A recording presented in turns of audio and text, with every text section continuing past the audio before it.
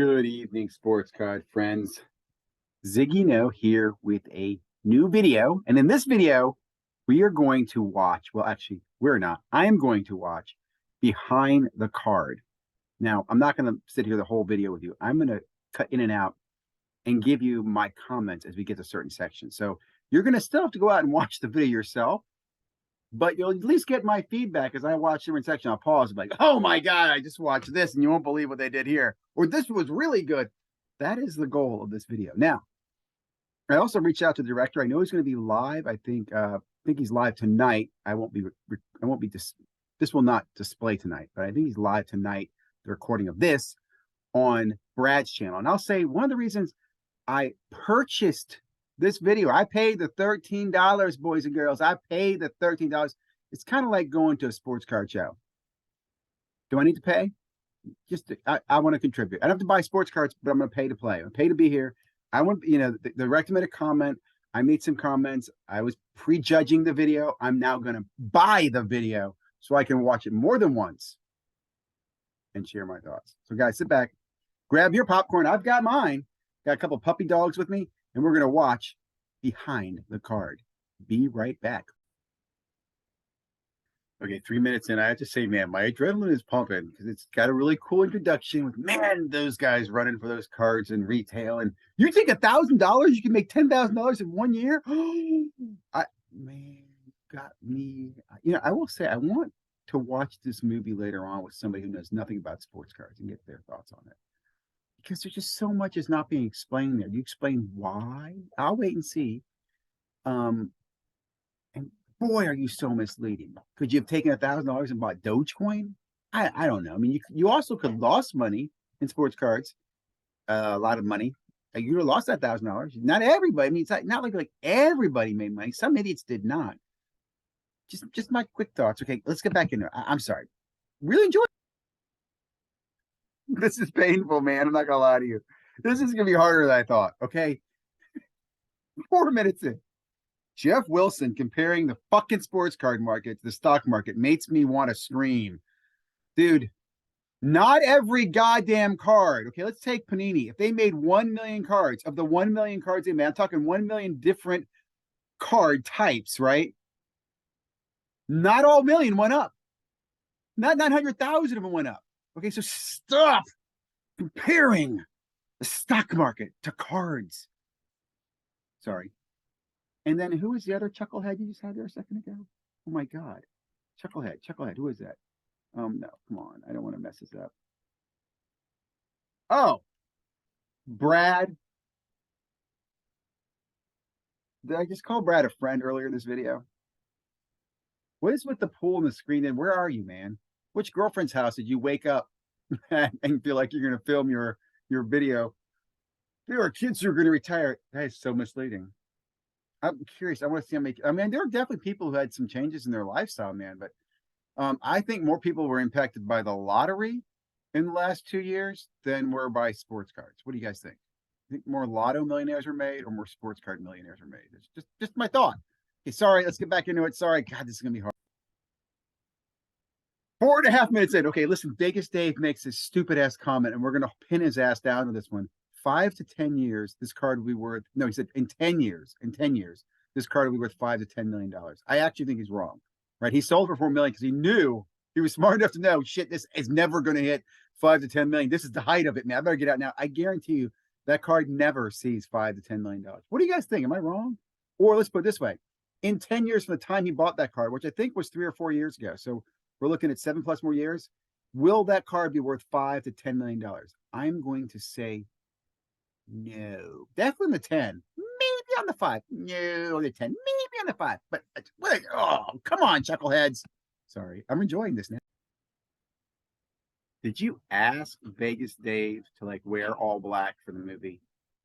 And for anybody who watches this, it is worth seeing Vegas Dave's hairline at like 12. I mean, he looks like he's, early balding, which makes you think, dude. What the hell? What? 11 minutes into this, I forget the guy's name, makes a comment that he asked for $100,000 portfolio in sports cards. as an investment. And it made me think to myself, I know all of us have played this game. If you had $100,000, which cards would you buy? And everybody goes and gets comps off Card Ladder or Market Movers or eBay. And they say, well, I get the Brady for 10,000. I get this for 8,000. But let's be honest. And here's the point I want to make. If you really had the $100,000 in cash to go buy that index fund, and you went to the card shops to do it, or went to a store to do it, or went to shows, you and I both know you would not pay those listed eBay prices. You and I both know we pay less in cash. Finding them deals, we pay a lot less. Probably, I'm going to say 20, 25% less. And that is the reason why it's not an asset class that has equal liquidity. You see what I'm saying? Like, just because you have a $100,000 asset doesn't mean you can sell it for $100,000. You probably get $75,000 when you sell that sports card portfolio your friend gave you for $100,000.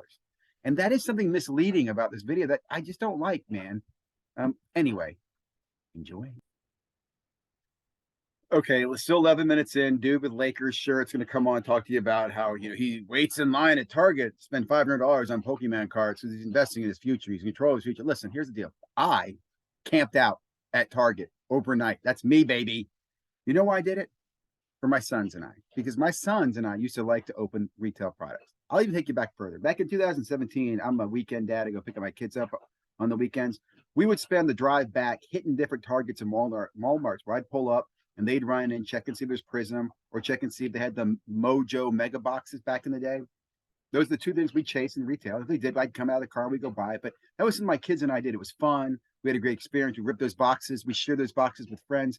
Never did we think of it as an investment in our future. I wasn't buying the kids' college fund with that crap.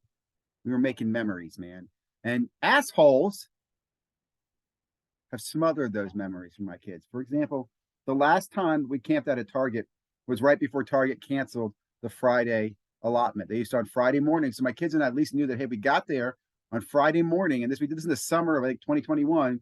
We knew we'd get some cards. So I woke my boys up around 4 a.m. and I took them up to Target really early. And I had friends, to be honest, who were at Target who kind of saved a spot for me in line. Okay. I didn't stay up all night that night with my kids there, if you want to know. And we got boxes of select football and we enjoyed it. And we did sell a few of those boxes because my sons even said, hey, we can make our money back. Yeah, let's make our money back. And they opened the cards, they enjoyed it. And it's the last time we did it. But that day, my sons both said to me, my younger sons, at the time I think were 10 and 12 or 11 and 9, said, Dad, I love this. We can do this every Friday in the summer. Get up and go get cards and open them with you and sell some and make back the money and we could do it again. And I was like, that's awesome. And then they ruined it. Sorry. I want to share a memory. Okay, 12 minutes and about 10 seconds into the video. Who is the beautiful woman that's used to open the Stevie Aoki cards? Why was there no byline? Why did you use a beautiful one? I also want to mention that no one ever asked Steve how he got into sports cards. And I'm curious if you're going to talk about the fact he became Influencer of the Year in 2020. You know that? Or maybe it's 2021. Influencer of the Year, according to Beckett. He got into sports cards, by the way, because he was called by a friend of Gary Vee's and put on a conference call with other millionaires who knew nothing about sports cards. That is what it was told to many of us, I think, by Dan Fleshman on the Luca Tigers and Bronze channel. And I got to look up all the dates and all the information. All this is documented on YouTube. That's how he got into it. Did you ever ask him that? That's some documentary work you're doing there, documentary man. I don't know if we're going to make it to this video. Chucklehead just said how having this athletes in the hobby is better for the hobby. It brings VCs, brings money in the hobby. What it brings to the hobby, guys, is awareness. Before Chucklehead, athletes didn't realize how much their autographs were. They were very likely to give autographs to kids or fans at events. But now Chuckleheads, they've all been told by their agent that, hey, your autograph's being sold for $55 million. Don't give it away anymore. And I don't mean it's like, oh, no, Ziggy, you want to exploit the player. No, but it used to be fun, guys. It used to be fun to get an autograph from player, autograph chase. He's made it more difficult. I think a lot of people in the autograph industry can attest to that, right? Autograph prices have gone up because more athletes have become more aware, not of the hobby and the collecting side of it. They became more aware of the money side of it. Investor assholes thing. Sorry, this video is not going to be edited. in the first time in my entire life as a sports card collector, I just saw the CEO of Panini. I want to thank you, director, for bringing him to my attention. Didn't freaking know who the hell he was. So that's cool. Whoa! Having Brad and Jeff explain the licensing is a bad idea. Bad idea. First of all, weren't given. In fact, a very important story that I think is left out, and I'm curious again if the Panini guy will bring it up, but Panini was given the exclusivity to the NBA because the NBA product was failing. It was not doing well. NBA licensing, whatever it was not doing well in a market. I think baseball was fine, and if I'm not mistaken, baseball was still dual licensed to more than one product. I'm not 100% sure, but I think the exclusiveness really came because basketball was failing, and they decided to give Panini the exclusivity to that. And then Panini, after they saw they could make money by bringing these great products to market, because Topps was doing zero on innovation. Upper Deck did do some great stuff with Exquisite, but again, I point out Topps has done zero on innovation. Where was my point on this? Topps, Panini, Upper Deck. Damn it, I forgot. We'll have to come back to that later. Let's go back to the movie. Oh, my next comment was then Panini they went to the NFL and they paid more for exclusivity for the NFL license, which kind of pissed off Topps. Again, Topps was sleeping. They weren't paying attention. They took it for granted they had license for baseball and other sports. I think at this time, Upper Deck seized, control things up with hockey, and Topps sealed things up with baseball on longer deals, right? And that's really kind of what happened. But again, it started with Panini getting the exclusivity to basketball, which was given to them by both Upper Deck and Topps. They didn't fight it, okay? It wasn't like handed over, but there was a conversation or something you can listen to. And that kind of led to Panini going, hey, I can make money on football. I'll get exclusivity there. Panini was a much better run company, is the reality. Topps is a poorly run company. And that's kind of what's led to where we are today. Anyway, just having Brad and Jeff give the explanation. Come on. The baseball dude leaves out like Eminence. He leaves out what's the expensive box that Topps makes? Transcendent. You leave those boxes out. I mean, that would have been wow factor if you want to have big boxes. Those are $25,000 boxes, guys. Here's what, again, as I'm watching this movie, 17 minutes in, and man, I'm only 17 minutes in this movie. I'm going to stop these interruptions, but it's a lazy movie. It's like the card guy, I mean, you put no research in it, man. That's what, again, pains me. It's like, it's an infomercial at this point. He really just did an infomercial to get in the sports cards. I'm expecting him to sign me up for a membership or Patreon at the end. I don't know. I'll try to stop interrupting. I'm really enjoying this, though. I don't know if this is going to make very many people happy. I would have grilled the Panini guy when he says, we put a number on every card. That is a lie. Why would you let him? And why did you, as a director, even have that in your video? That's a lie. Every card does not. A minority of cards made have a number on it. And then his exclamation of, if there's 10 of this card, there's only 10. Again, very shady. Very, and it's,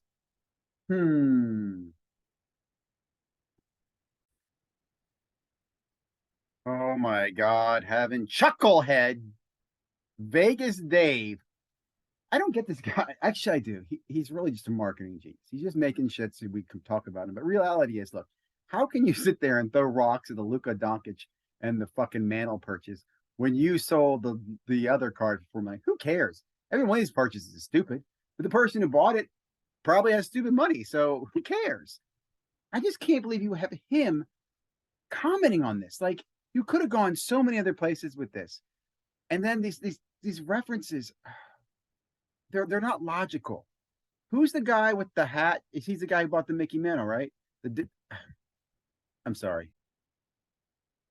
Oh, did you forget to ask Vegas Dave about David Carr? Because he also bought David Carr's Superfractor and not Superfractor. He bought his one of one NT Logo Man and Shield, a whole bunch of stuff, right? So the dude, here's the deal. The guy bets on a lot of things big, and then one of them hits and it pays for many of them. And the ones that he loses, you don't hear about. I understand. It's called statistics. It's cool.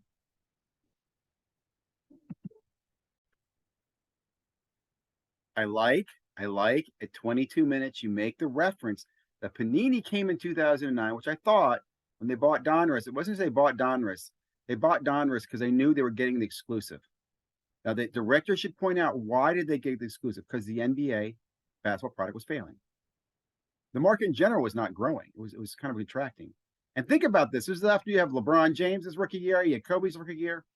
I want to point out too, 2009, Kobe Bryant's not very popular. Okay. Go back to 2003 in the Wayback Machine. I know that's almost 20 years ago. Kobe was loathed. I don't want to go into this too much in this video.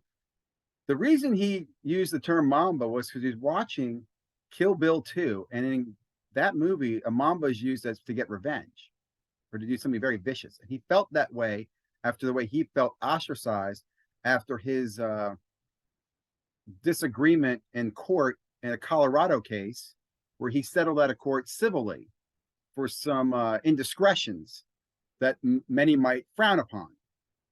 I also point out that Panini talks about he became their ambassador. That's why Kobe's autograph, honestly, before, and I don't mean this with disrespect, but before he passed, his autograph was worth less than $100, maybe 150, depending on what it was on. But it was very, very common. There were lots of Kobe autographs, lots of Kobe redemptions. Now, obviously, things have changed with his passing. We remember him, though we want to remember him, but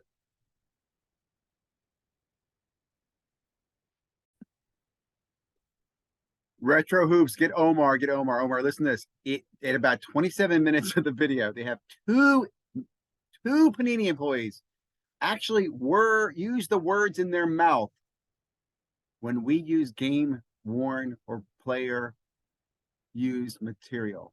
I know they said game worn. They both said game worn. Two of them lied. Why would you even do that? Why would you even say game worn? The guy goes, and if it's game worn, we have a little sticker on the back so that 20 years later you can verify that. You know what? I call cap on that bullshit. I'm gonna find me a patch that's game worn. Rip that thing open and see if there's some barcode in the back of that thing, and you can identify 20 years from now. I don't believe that. Cap. You know, I'm gonna say it here because you bring up the retail raiders and everybody. Most of the people here are here to flip. Can you get box them a couple $100? Rah, rah, rah, rah, rah. I don't think that's true. Not my target. Okay, my target when I stayed there and we camp out overnight or get there really early, the guys that I was with, every one of them was like me. They would sell a little, but they were ripping for themselves, and they were selling because they could. You know what I mean? Like most of us would have kept it. In fact, I don't think I sold any, to be honest. I don't want to quote something and say I sold or didn't sell, but that was not the motivator, was not to flip it at these ridiculous prices. It was that other prices were so damn expensive. Like a hobby box was $2,000.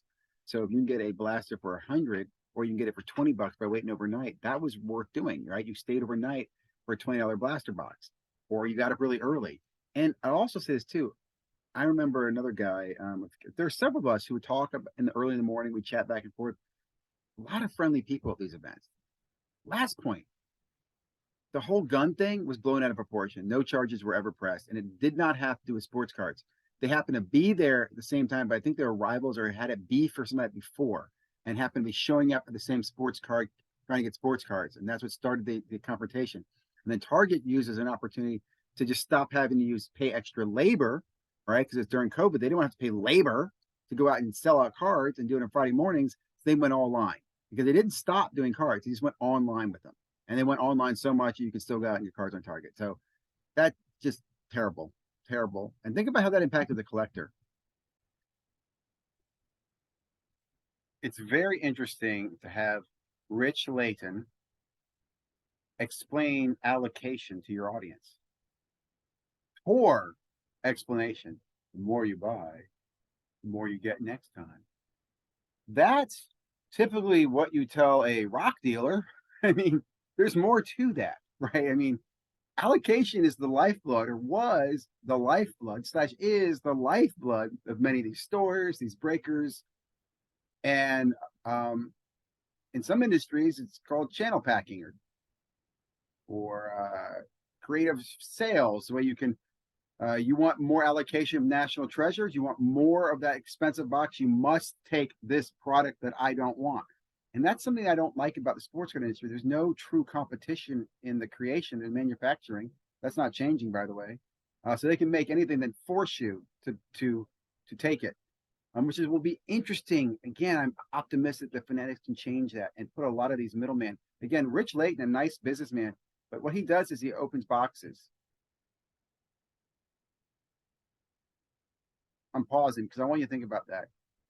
Right now it's holiday season, and you guys will probably get some presents wrapped, and you pay a few extra bucks, and they wrap the present for you. They put a freaking bow on it. You take it to your, family. Breakers are gift unwrappers. You buy a present at the local card store or online, and you ask them, please unwrap my present and send me the cards from my present that are mine. They make a lot of money doing it. It's just not, doesn't make sense. It seems like there's an inefficiency that we're paying, that we, the collector, are paying a whole lot of money for Rich Layton to sit there in his little office there with all those little things in the background to open up boxes for us.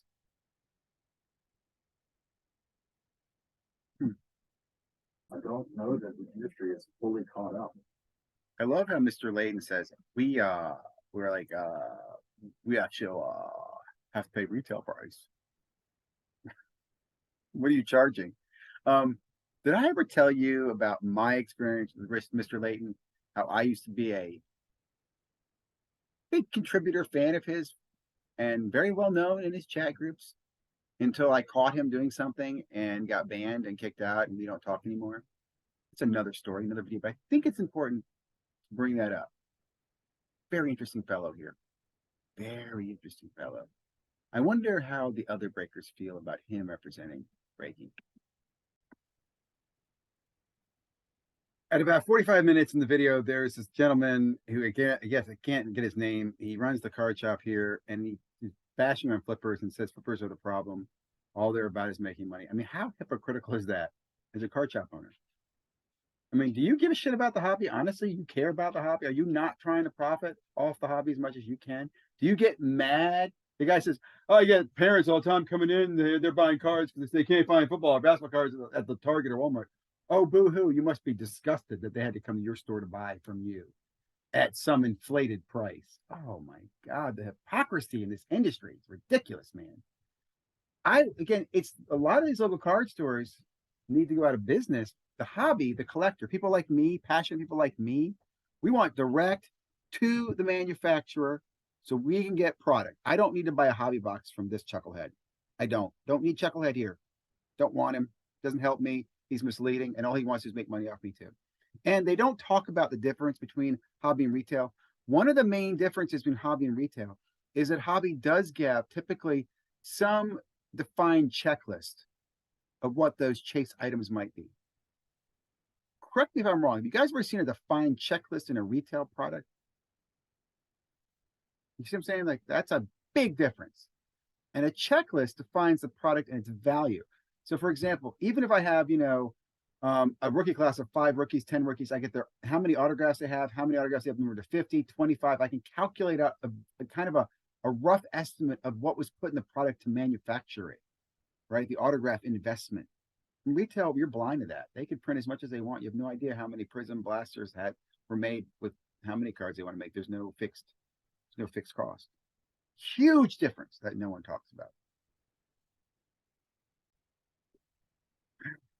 Okay, at 46 minutes and 34 seconds, I'm guessing the director is making a cameo, playing the role of shady actor who just weighed some boxes, dude. This is so funny.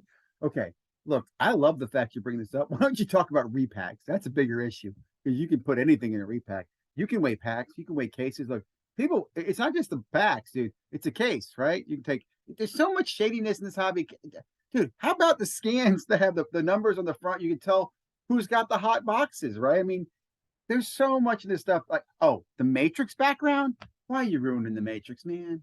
But I'm telling you, I have a feeling at 46 minutes and 30 seconds, is that the director playing a cameo? Chris, I'm going to ask you. Woo! Always had that type of challenge with people buying stuff online.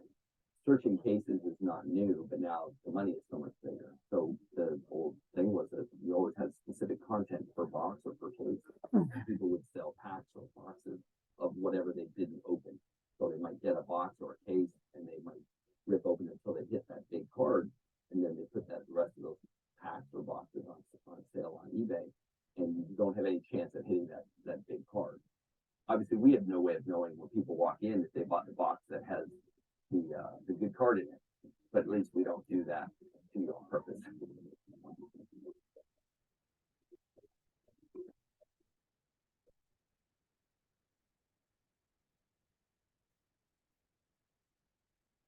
Hello, everybody. This is Chris with HOTT Hot Breaks coming at you with another break. 2020 Topps Heritage High number. We are looking for what's considered a hot box, and hopefully that's what this is. When you look at hot boxes, they come with one purple chrome per pack.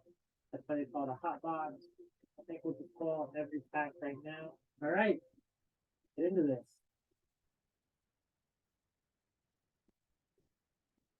Oh my gosh, we have a hot pack. Let's go, HOTT hot box. We're actually going to get one of those per pack. All-Star rookie, Mike Soroka. Today, the sports card market is more protected because we have scarcity. We have manufacturers that are actually building scarcity into their products through numbered cards and through other mechanisms. We've got grading, which inherently adds scarcity.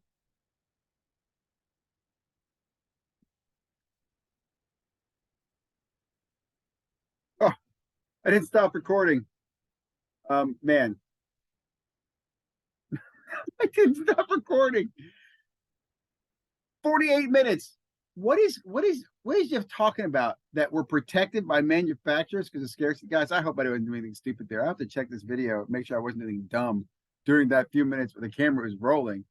But I'm sitting here. I want to leave a comment on the director's thing. because I really do want to ask him some questions tonight on the live. And I'm not going to get to finish this video before he goes live. I'm entertained. Let me just pause this video. 49 minutes, 10 seconds into the video, there is a young man who passes a card to a beautiful woman on the sofa as if she's interested in it. She's got a little dog near her. What's going on here? This can't be his girlfriend. Don't tell me you're trying to expect that some of us card nerds. I love it. You got to, man. I'm entertained. Did I tell you that already? Jeff Wilson, quote, "You have the opportunity to buy in the break for not very much money and yet strike it big." That's terrible, Jeff. Terrible, dude. Terrible. What is not big money to you, Jeff? I mean, that's one of the problems, guys. It's gambling. And again, infomercial for gambling. You might get sued down the road for this garbage. I don't know. It makes me sick to hear stuff like that. Like I said at the beginning, promoting this, take $1,000, you have $10,000, and this, for a little dollars, you can get a lot. That's not true, man. Breaking is not. It's not. No, terrible. You know what would have been a really good talk about with Leighton, even other breakers, is that, Leighton said he came in, he wanted to be the best and do it better than anybody else. I used Leighton because he was the cheapest and all his breaks filled, which I later found out it's because he had somebody else who had filled his breaks for him. But again, that's what it was. It was like you wanted a scheduled break that was going to break, and it was cheap. It was the cheapest breaks because he had allocation. So he was able to buy at lower than just a retail price and offer better than retail price or at retail price in his breaks. That's his competitive advantage. It's all he's done. In fact, to document that, look at backyard breaks, Little Pullman. These guys came out and capitalized on their energy, their hype, their creativity because they didn't have the same allocations. They probably had funding and some money behind them. But so many people looked at Leighton and go, I can do that too. The only thing that they couldn't do is they couldn't compete with the allocation he had locked up. Something like a blowout and some of the other breakers and so forth. Anyway, it's interesting that you have Leighton here as a breaker, and you don't have. I hope you have another breaker. Maybe you will. Maybe you won't. I don't know. 50 minutes. Mr. Leighton is telling us how he was basically forced to use the word boom when cards are pulled or cards were hit. It has to be one of the biggest criticism, I think, of anybody who watches breaking or in the sport cards industry is that these breakers say boom for everything, right? Like, shush up, man. So if it's a really special card, let the card speak for itself, or show your excitement. But you boom everything. Don't for him to sit here and tell us, well, my customers expect me to say it. I had to say it. I have to say it. They want me to say it. Oh my God, I have to say it. I'm really disgusted. I really am by Rich here explaining how family friendly his environment is. It might be now, but it was not. In fact, one thing that used to irk me about his breaks was when breaks were getting close to the time and they weren't filling, he'd get this pressure. Come on, guys, fill the break. We got to fill the break. And if you watch a lot of these breakers, they all have that, or some filler system they use to fill the breaks. There is a pressure, a gambling mentality, like you're around a craps table and they're feeding on that energy of the table to get you to fill that break. Again, let me just say this too. I love breaking. I really do, because if done properly and done the way it's supposed to be done, which is to split the cost, it's effective, and it also helps the products to get open that wouldn't get open if they weren't, and get open publicly, which is another great thing I love about breaking. But so many people do breaking wrong, and I hope if anybody watches this video, I hope Fanatics makes people be licensed breakers, and they actually have a system in place that the customer monitors and can give feedback on the breaker, because it's an unlicensed industry, and it hurts industry. There's so many good screenshots in this video, like at 57:50 in the video, they show Luka Doncic sold base prism at $2,000. I'm going to confess to you guys, even I at that time was telling my sons, oh, don't sell it right now. Just hold yours. Each one of my boys had their own base prism 10. We had tons of these cards back in the day. I mean, we had a case of that product. And they each had 110 that they had saved. And only some ones, it's just, we didn't sell 2,000. I'll just say that. That's a classic. 58 minutes having Jesse Craig from PWCC, but really the largest platform in the market is eBay. Even mention the word eBay and Jesse Craig should that's flag, foul, red card. And if you don't know why, and sir, you didn't do your research. There have been a ton of cards that have sold for millions of dollars. How many are a ton of cards? I think a ton technically is a form of weight, but in its weight form, it is 2,000 pounds. Are you saying 2,000 cards have sold for $1 million or more? I'm going to call cap on that. But you see how manipulating that is, and how I don't know, maybe the director is trying to make these guys look stupid. Like, hey, look at the bad things these guys said. They I don't know. I can understand this is bad. And this makes everybody in sports cards look bad. I like sports cards, and this looks bad. I'm embarrassed, man. I'm entertained, but I'm embarrassed. Okay, so the conversation about an hour and 7 minutes about the grading, and how when the grading shut down, the world ended. It struck fear of that industry. I was really excited. I mean, I don't think I was fearful. I think many of us laughed. Many of us were disgusted. Remember, Nat took over and he was making everything great for collectors. But I think interesting that they say 13 million cards. 13 million cards. Was that officially the number? Was it 13 million cards in the back order? Oh boy. And then having HGA in here. Yeah, I heard Carlos talk about that. I'll give Carlos a plug in my little video here. Carlos, because I am Carlos too. You know that? I'm serious. My middle name is Carlos, by the way. That's right. Carlos. I'm a Carlos too. Okay, at 1 hour, 11 minutes, you have Joe the Genius here. I'm sorry, Joe. I don't mean to be mean to you, dude. Speculating, because he gives no source to this, that people around the world are now seeing sports cards and alternative assets. What clown told you that? Jeff, maybe? Okay, here's the truth. Here's the facts on this, guys. You can look this up. In 2019, 2020, the NBA and China relations actually went down. China was almost kicked out, or was upset with the NBA after the Houston general manager made a comment about Taiwan. Since then, China's participation in the hobby, as far as dollars spent, has been down. It was hidden in 2020, 2021 because it was taken away by the other parts of the world market. Just like in Europe, European market are not investing at all in sports cards right now. I mean, I know there are some shows going on, but war is on the horizon and likely a recession.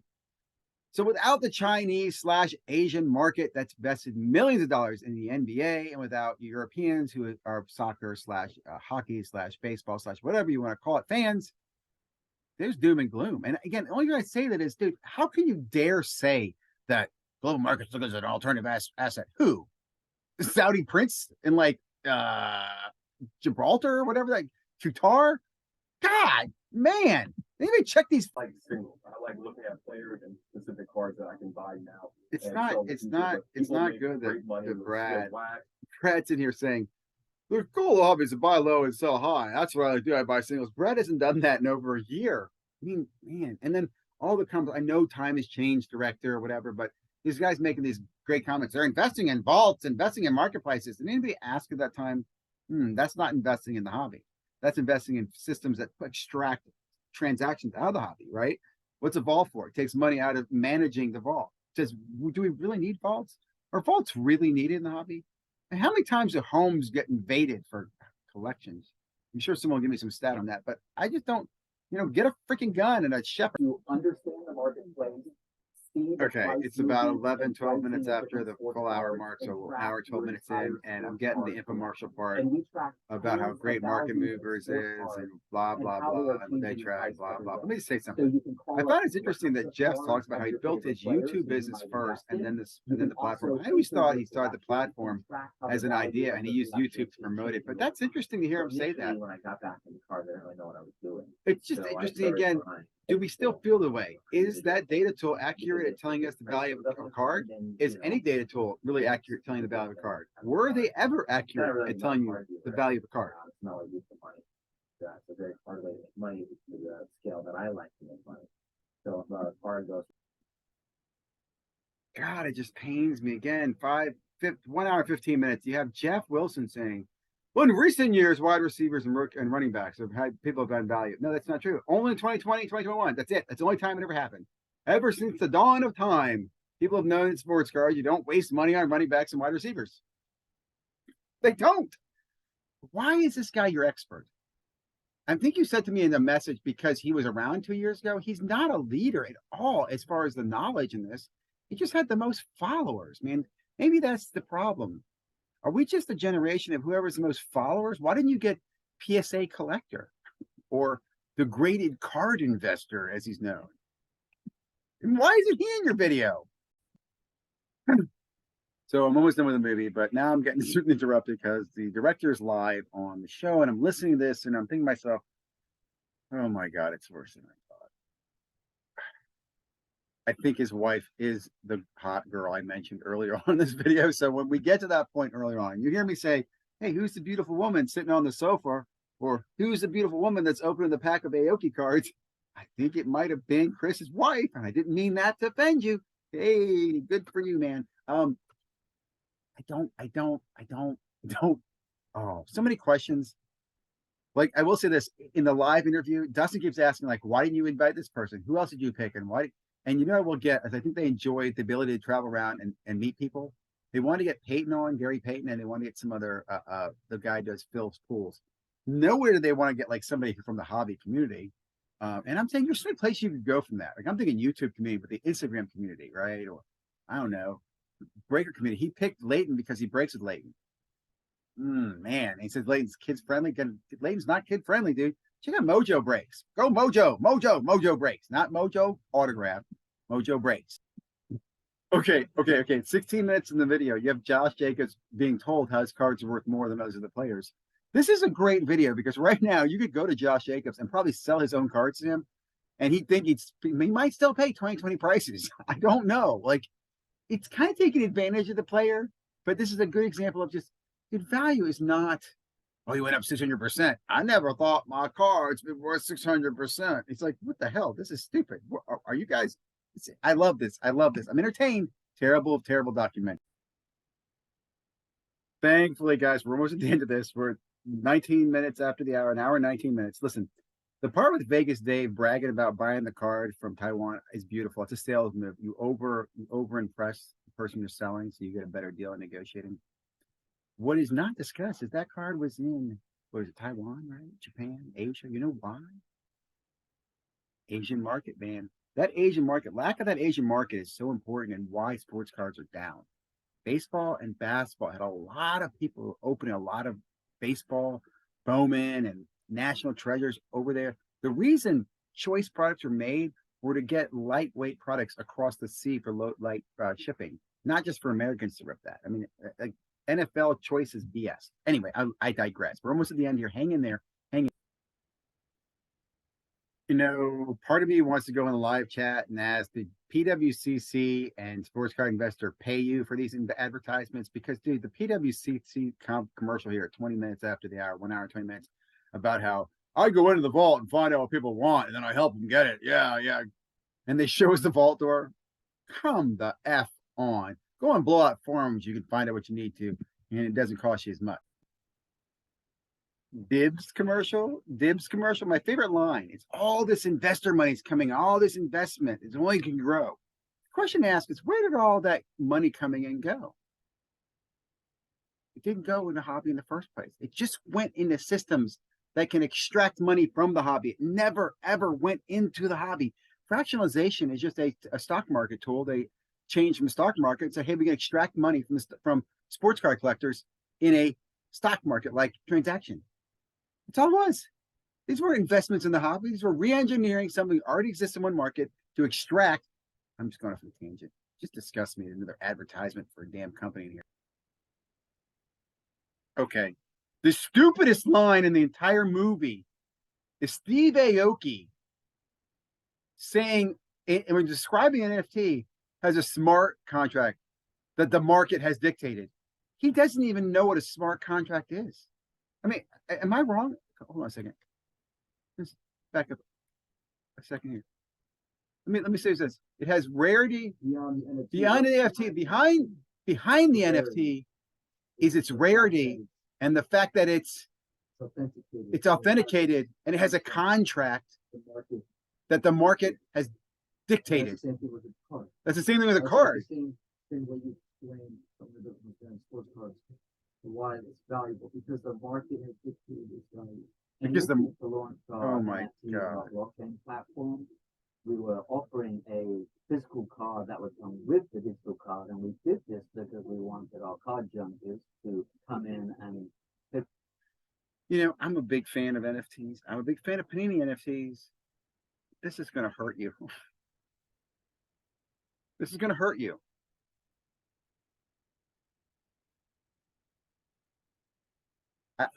I'm just leaving it at that. Terrible, terrible. Maybe the best part of this movie is at the end, an hour and 31 minutes in, you get the Panini CEO saying that because cards are protected with the number, their value can never go down except for whether the player performs on or off the court.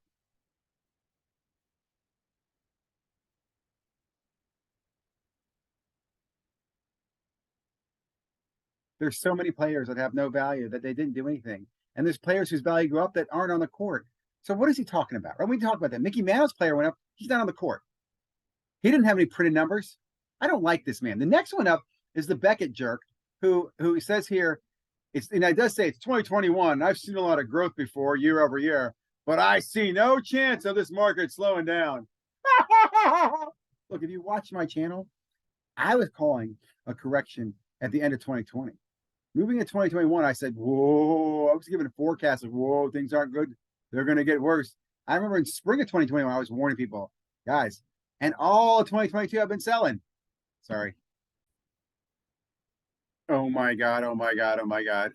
I tell you, the movies at least were so many clips. I hope I can steal some of these for so many hours of content. Listening to these chuckleheads talk about how positive they are about the hobby. Again, in 2021, there were warning signs. There was the early correction, and then there was the boom in like February 2021 where people thought there was going to blow up, but there was an early correction, I think, and there was a dip in 2020 if I'm not mistaken. But Chucklehead Aoki talking about how life, things go up and things go down, things go up and things go. What is he?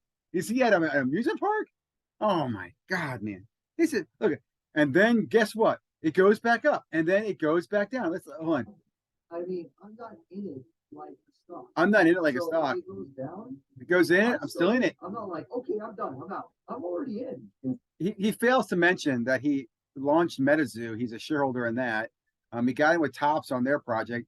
When you're making this stuff, when you're actually making the fentanyl, it's not like using the fentanyl, right? I'm not like, okay, I'm done. I'm out. I'm already in. Let's see this next one. 2021, people were talking about an impending sports card crash, but the hobby was so untapped internationally. What happened when every continent joins the party?